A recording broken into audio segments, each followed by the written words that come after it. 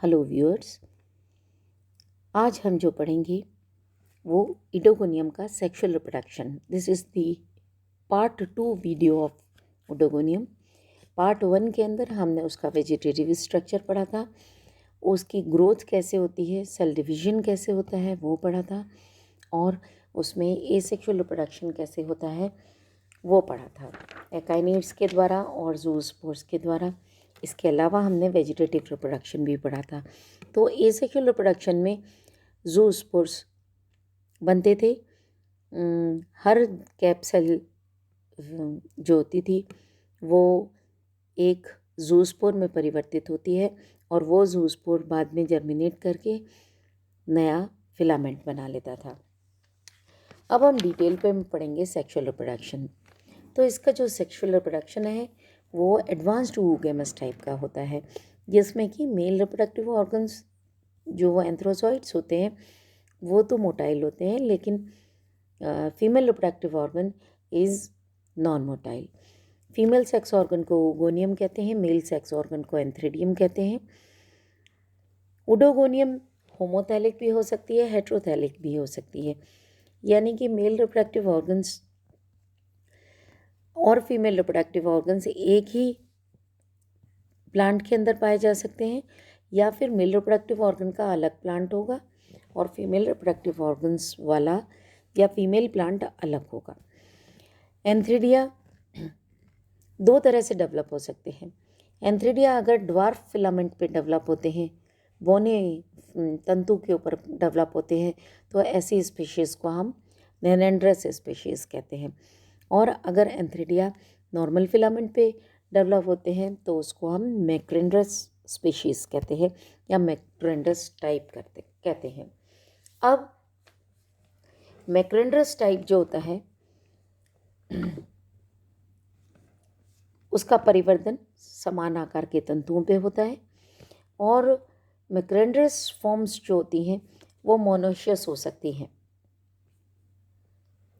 जैसे कि ओडोगोनियम नोड्यूलोसम के अंदर, फ्रेजाइल में, इनके अंदर तो मोनोशियस होती है, या फिर वो डायोशियस हो सकती है, या डायोशियस को हम हिंदी में बोलते हैं एक लिंगाश्रयी, जैसे कि ओडोगोनियम क्रेसम में, एक्वेटिकम के अंदर। तो जो द्विलिंगाश्रयी जातियां हैं उनमें क्या होगा, पुदानी और अंडदानी, एंथ्रिडिया और ओगोनिया एक ही तंतु पे लगे होते हैं।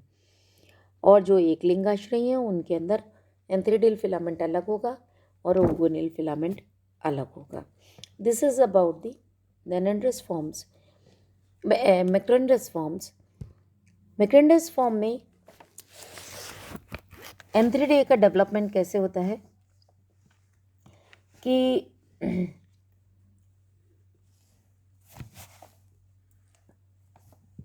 जो कोई भी एक कैप कंटेनिंग सेल से मतलब ये है कि ये सेल एक मैच्योर सेल है जिसके अंदर सेल डिवीजन हो चुका है, तभी तो कैप बनी है।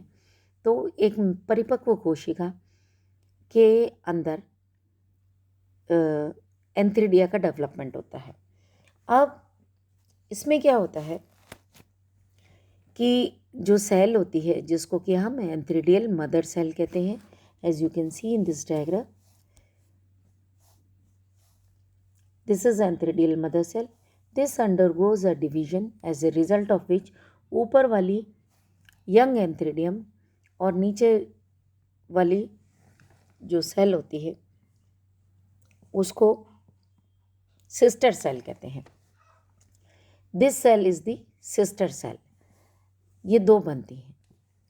फिर यंग एंथ्रिडियम तो डेवलप होती है, जो सिस्टर सेल होती है वो फिर से डिवाइड करती है, केंद्रक विभाजित होता है, और क्या होता है इसमें सूत्री विभाजन होता है केंद्रक का। केंद्रक विभाजित हुआ, उसने एक और एंथ्रिडियम बना ली। फिर ये जो सिस्टर सेल इसकी नीचे वाली है वो फिर से डिवाइड करेगी, और इस तरीके से कई सारे एंथ्रिडिया एक श्रृंखला में बन जाते हैं। यहाँ ये 4 एंथ्रिडियम 4 एंथ्रिडिया बन गए। हर एंथ्रिडियम के अंदर 2 एंथ्रोजॉइड्स होते हैं और आप देख सकते हैं these are 2 antherozoids which are present in 1 antheridium. इसकी वॉल रप्चर होती है और एक वेसिकल के अंदर ये एंथ्रोजॉइड्स बाहर निकल आते हैं। जब ये बाहर पानी में आ जाते हैं तो कुछ समय के बाद वेसिकल हट जाती है और ये एंथ्रोजॉइड्स थोड़े समय के लिए स्वाम करते रहते हैं पानी में। ये जो एंथ्रिडियल मदर सेल है वो किसमें, जो मेन फिलामेंट होता है, बड़ा वाला तंतु होता है, उसकी जो वेजिटेटिव सेल्स हैं उनके साथ ही साथ एंथ्रिडिया भी हमको दिखाई देते हैं। So this is about the development of antheridia in a macrandrous species. अब होता है नेनेंड्रस मेल। क्या होता है कि नेनेंड्रस स्पीशीज के अंदर एंथ्रिडिया उत्पन्न होते हैं, ड्वार्फ मेल होते हैं। जो एंथ्रिडिया हैं वो ड्वार्फ मेल फिलामेंट के ऊपर बनते हैं। ड्वार्फ मेल oogoनियम की वॉल पर या उसके नीचे वाली सेल की वॉल पर अटैच हो जाते हैं। किससे अटैच हो जाते हैं? होल्ड फास्ट से, क्योंकि फिलामेंट तो वैसे ही होता है नेनेंड्रस स्पीशीज़ का या ड्वार्फ एंथ्रिडियल फिलामेंट वैसे ही होता है जैसे बड़ा वाला होता है, लेकिन वो छोटा होता है, उसकी सेल्स बहुत कम होती हैं, उसमें 4-5 सेल्स ही होती हैं। जिसकी जो नीचे वाली सेल है वो होल्ड फास्ट होती है और ऊपर की 3-4 सेल्स जो होती हैं वो एंथ्रिडियल मदर सेल्स होती हैं, जो कि बाद में एंथ्रोजॉइड्स बना लेती हैं। अब तो ये ड्वार्फ मेल जिसको कि हम नेनेंड्रियम बोलते हैं, ये नेनेंड्रियम कहाँ लगा होता है? ये आकर के किस पे, या तो oogoनियम की वॉल पर या उसके नीचे वाली सेल पर आकर अटैच हो जाता है। अब ये बनता किससे है? ये ड्वार्फ मेल कुछ स्पेशल तरह के जूस्पोर से बनता है जिनको हम एंड्रोस्पोर्स कहते हैं। और ये एंड्रोस्पोर्स जिन सेल्स से उत्पन्न होते हैं उनको हम एंड्रोस्पोरेंजिया बोलते हैं। तो एक एंड्रोस्पोरेंजियम से एक एंड्रोस्पोर बाहर निकलता है। एंड्रोस्पोरेंजियम जो होती है वो एंथ्रिडिया मैक्रेंड्रस स्पीशीज़ की जो एंथ्रिडिया हैं उनसे उनके समान ही होती है। एक रो में उत्पन्न होते हैं, जैसे कि एंथ्रिडिया मैक्रेंड्रस स्पीशीज़ के उत्पन्न होते हैं, ऐसे ही एंड्रोस्पोरेंजिया भी उत्पन्न होते हैं। और एंडोस्पोरेंजियम से एक एंड्रोस्पोर बन जाता है। एंड जैसे कि एंथ्रिडिया इंटरकैलरी पोजीशन में होते हैं, वैसे ही एंड्रोस्पोर्स भी या एंड्रोस्पोरेंजिया भी इंटरकैलरी पोजीशन में होती हैं। और इनका जो साइज़ होता है, एंड्रोस्पोर्स का साइज़ हमेशा जूस्पोर्स और एंथ्रोजॉइड्स के बीच का साइज़ होता है। देखिए oogoनियम की पूरी लाइफ साइकिल के अंदर 3 तरह के स्पोर्स बनते हैं। एक तो जूस्पोर्स, दूसरे एंड्रोस्पोर्स और तीसरे एंथ्रोजॉइड्स। उनका स्ट्रक्चर बिल्कुल सेम होता है लेकिन साइज़ डिफरेंट होता है। एंडोस्पोर्स, इनके और भी डिफरेंसेस जो हैं वो हम बाद में आगे पढ़ेंगे। एंड्रोस्पोर्स जर्मिनेट करते हैं, जर्मिनेट करके ये ड्वार्फ फिलामेंट या नेनेंड्रियम बना देते हैं। अब ये स्ट्रक्चर है, देखिए कैसे एंड्रोस्पोरेंजिया बनी, कैसे एंड्रोस्पोर्स बने और उन्होंने किस तरीके से ड्वार्फ मेल बनाया। इस डायग्राम में, ये डायग्राम आप देखेंगे तो ऊपर ये oogoनियम है, this is the oogonium which is the female reproductive organ. Male reproductive organs are the, इसी में oogoनियम के नीचे वाली कोशिकाएं एक सीरीज में सेल्स बनाती है जो कि एंड्रोस्पोरेंजिया कहलाती हैं। Why? Because each cell produces one androspore. Androspore वैसे ही वेसिकल में बाहर निकल रहा है जैसे कि एंथ्रोजॉइड निकल रहे थे। ये एंड्रोस्पोर बाहर आ गया और बाहर आने के बाद इसने oogoनियम के नीचे की तरफ किसी दूसरी जगह सपोर्टिंग सेल पर या oogoनियम की वॉल पर ये जर्मिनेट हुआ। इसके फ्लैजिली गायब हो गए और ये चिपक गया नीचे, फिंगर लाइक प्रोजेक्शंस बन गए जिनसे ये सपोर्टिंग सेल पर या oogoनियम पर चिपक गया। और चिपकने के बाद इसमें हुआ cell division. You can see in the diagram there are 5 cells, 1 2 3 4 5 cells, 5 cells बन गए और हर सेल्स में ये हो गया नेनेंड्रियम या ड्वार्फ मेल। इस नेनेंड्रियम के अंदर क्या बने? हर एक सेल से 2 एंथ्रोजॉइड्स बने जो कि रप्चर हुई, वॉल रप्चर हुई और एंथ्रोजॉइड्स इसमें बन गए। ये एंथ्रोजॉइड पास में ये oogoनियम है। oogoनियम का अगर हम स्ट्रक्चर देखें तो ये आकार में काफ़ी बड़ी स्ट्रक्चर होती है और इसमें एक रिसेप्टिव स्पॉट होता है। इसके अंदर एक रिसेप्टिव स्पॉट आपको दिखाई दे रहा है ए डायग्राम में, एक स्पॉट जहाँ पर जीव द्रव्य नहीं है, वो खोखला सा स्पॉट है। This is the receptive spot.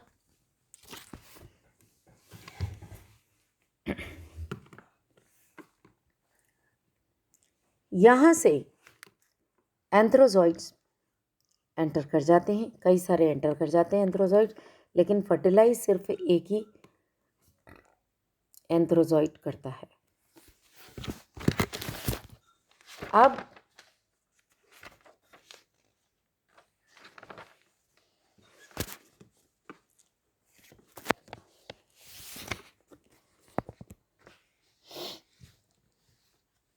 एक स्लिट बन जाती है रिसेप्टिव स्पॉट में, एक ये स्लिट बनी हुई है, यू कैन सी हियर।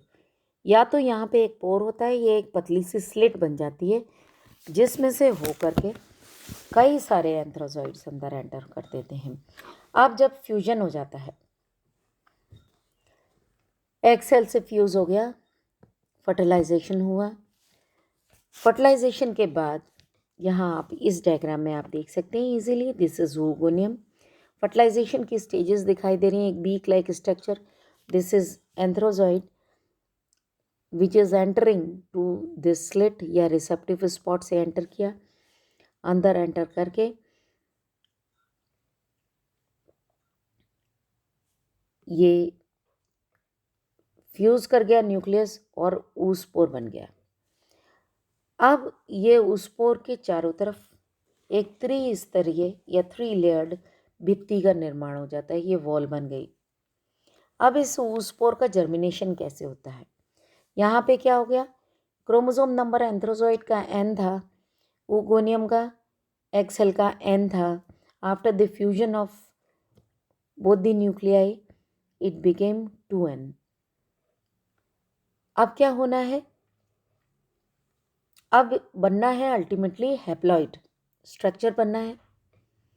तो क्या होगा? इसके अंदर मियोसिस होगा।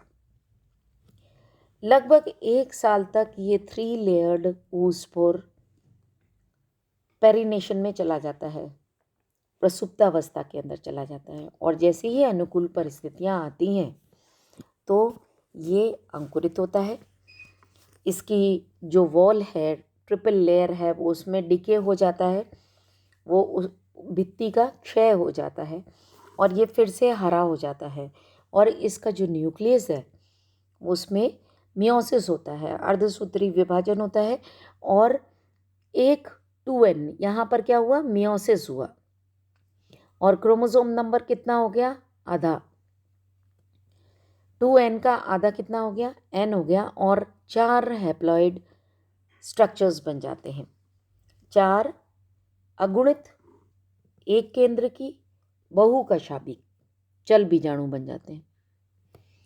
ये ज़ूस्पोर्स बन गए फ्लैजिलेट, मल्टीफ्लैजिलेट, यूनिन्यूक्लिएट एंड हैप्लॉइड ज़ूस्पोर्स बन जाते हैं। अब अगर स्पीशीज ऐसी है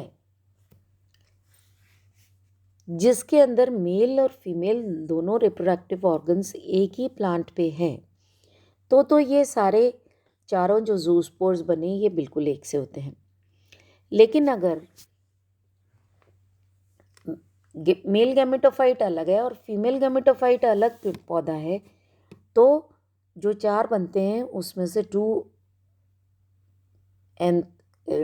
एंथ्रिडिल फिलामेंट्स होंगे और 2 ओगोनियल फिलामेंट्स होंगे।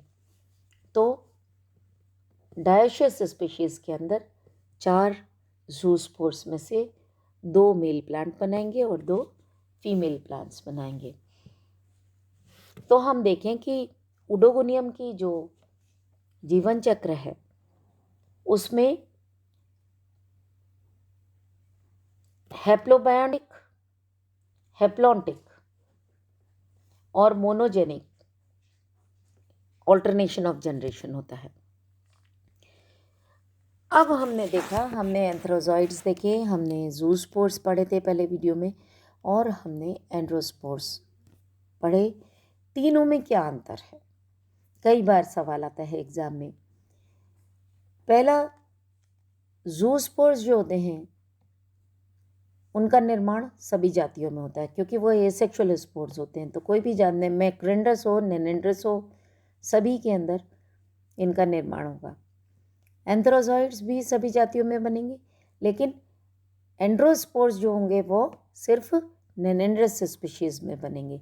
नेनेंड्रियम का मतलब ही होता है बौना, ड्वार्फ। तो नेनेंड्रस स्पीशीज़ में बनेंगे खाली एंड्रोस्पोर्स। स्ट्रक्चर गोल, वही नाशपाती के आकार के ऊपर की तरफ एक हाईलाइन एरिया बन जाता है और एक रिंग के अंदर उसमें बहुत सारी फ्लैजिला पाए जाते हैं अग्रभाग में। ज़ूस्पोर वैसे होते हैं, एंथ्रोजॉइड्स भी वैसे ही होते हैं और एंड्रोस्पोर्स भी वैसे ही होते हैं। साइज़ की बात करें तो सबसे बड़े ज़ूस्पोर्स होते हैं, सबसे ज़्यादा छोटे एंथ्रोजॉइड्स होते हैं, और ज़ूस्पोर्स और एंथ्रोजॉइड्स के बीच के साइज़ के होते हैं एंड्रोस्पोर्स। संख्या की बात करें तो ज़ूस्पोर्स एक सेल से एक बना, एंड्रोस्पोर्स भी एक सेल से एक बने, जबकि एक सेल से 2 एंथ्रोजॉइड्स बनते हैं। अगर हम उत्पत्ति की बात करें तो ज़ूस्पोर्स ज़ूस्पोरेंजिया में बनते हैं, एंथ्रोजॉइड्स एंथ्रिडिया के अंदर बनते हैं। दो चीज़ों में बनेंगे।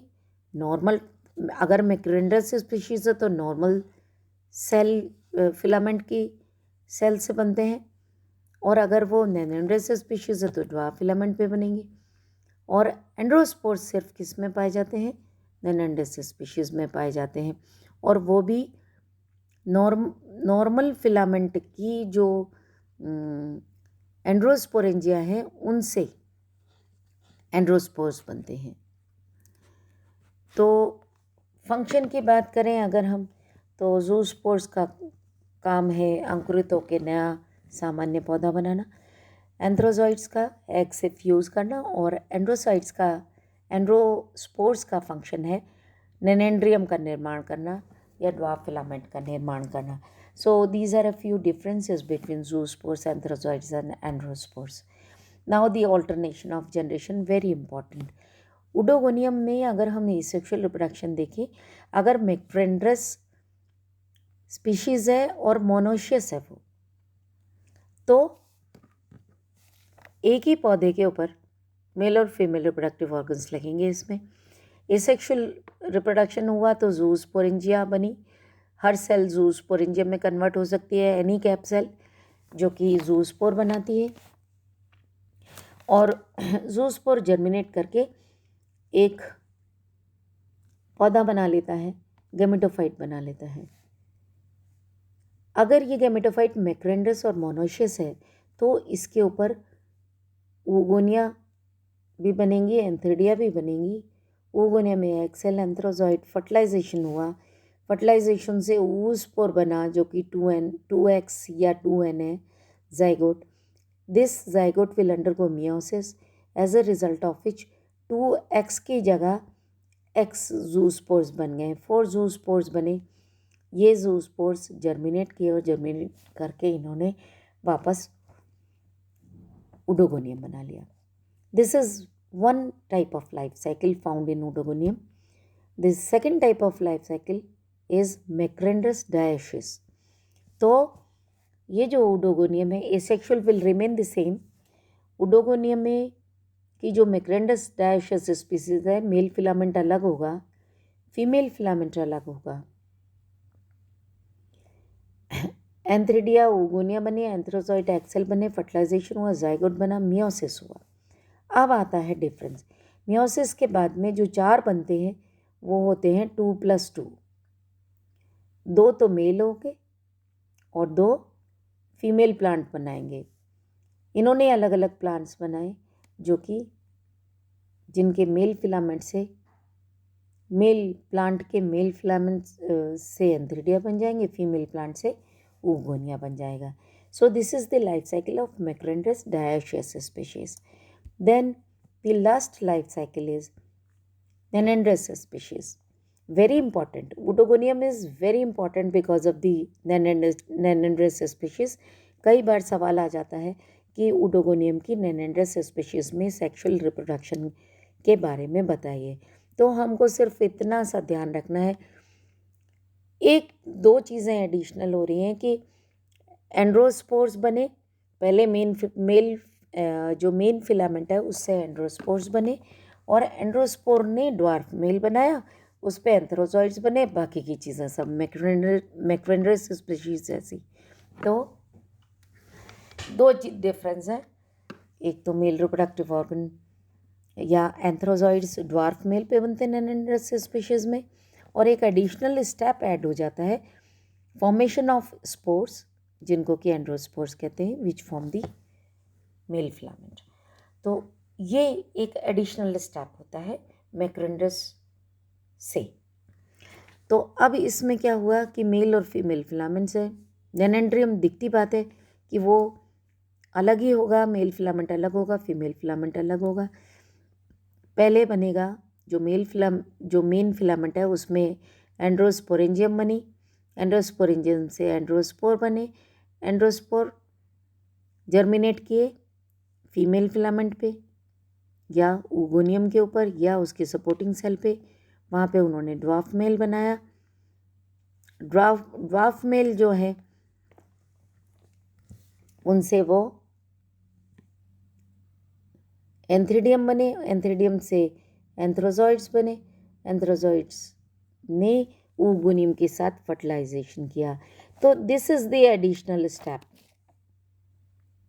ये जो स्टेप है ये एडिशनल स्टेप है। ये एडिशनल स्टेप किस में होता है? मेल प्लांट के अंदर। ड्वार्फ मेल ये आया और फीमेल के अंदर क्या हुआ? फीमेल प्लांट में तो सीधे ओगोनियम बन रही है, फर्टिलाइजेशन हुआ, 2n हुआ, फिर उसके बाद मियोसिस हुआ, मियोसिस के पश्चात 2+2 बने, 2 जूस्पोर्स जो थे उन्होंने फीमेल फिलामेंट बना लिया, 2 जूस्पोर्स ने मेल फिलामेंट बना लिया। So this is all about the alternation of generation in Macrandrus monoecious, Macrandrus dioecious and the Nenandrus diandrosporus species. So this is all about sexual reproduction is Oedogonium. Thank you.